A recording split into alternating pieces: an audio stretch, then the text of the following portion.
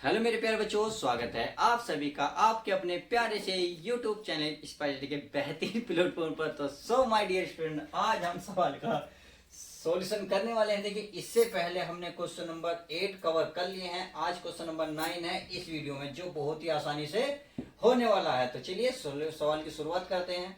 अब क्वेश्चन को देखिए, पहले ध्यान से पढ़ेंगे, फिर उसको हम स्टेप बाय स्टेप समझेंगे। क्योंकि आपने एक बार में यदि क्वेश्चन को पढ़ा तो बिल्कुल भी समझ में कुछ भी नहीं आने का, ये मेरा वादा है। क्योंकि क्वेश्चन ही कुछ ऐसा है। पहले आप स्टेप बाय स्टेप थोड़ा सा पढ़ेंगे, फिर उसके बाद इसको सोल्व करेंगे। तो चलिए, क्या है क्वेश्चन में पढ़ लेते हैं।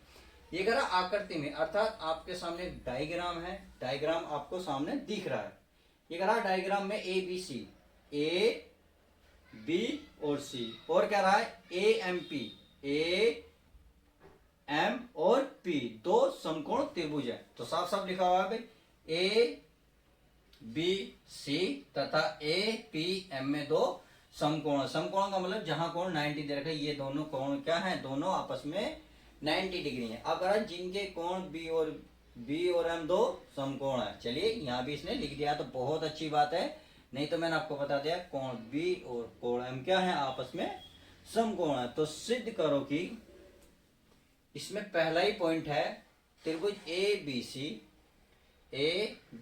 सी तथा ए एम पी में ए एम और पी में क्या है, ये चीज हमें चेक करनी है।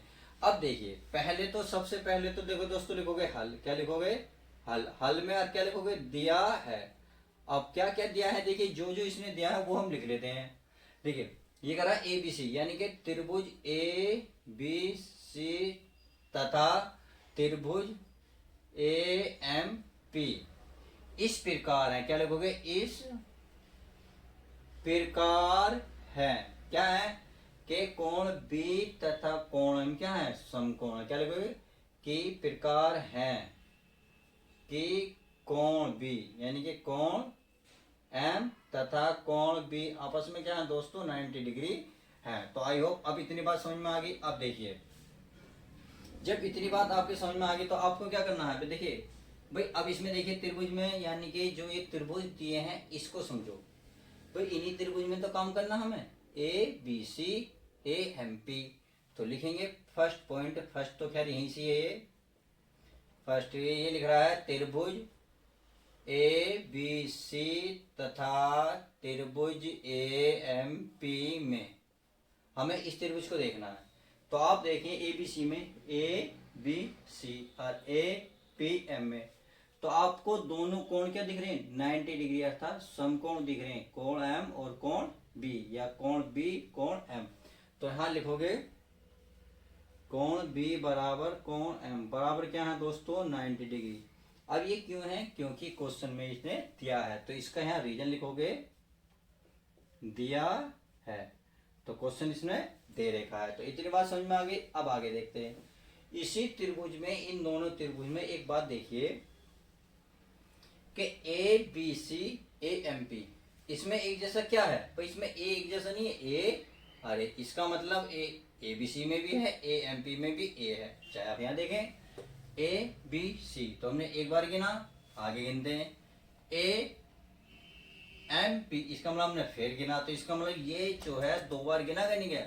तो इसका मतलब ये कोण ए जो है उभयनिष्ठ है, यानी कि दोनों त्रिभुजों में उपस्थित है। तो आप लिखेंगे कोण ए बराबर कोण ए, और क्या लिखोगे, उभयनिष्ठ। क्या लिखोगे मेरे प्यारे बच्चों, उभयनिष्ठ कोण है नहीं है। देखो, दोनों त्रिभुजों में नाम लोगे तो आपको दोनों बार दिखाई देगा, नहीं तो आप इन्हीं त्रिभुज में देख लें, ए जो है आपको दो बार नजर आ रहा, और बाकी देखिए बी सी है, यहाँ एम पी है। तो दोनों कोण नहीं मिल रहे, परंतु ए कोण ए दोनों में है, इसलिए क्या हुआ, उभयनिष्ठ हुआ।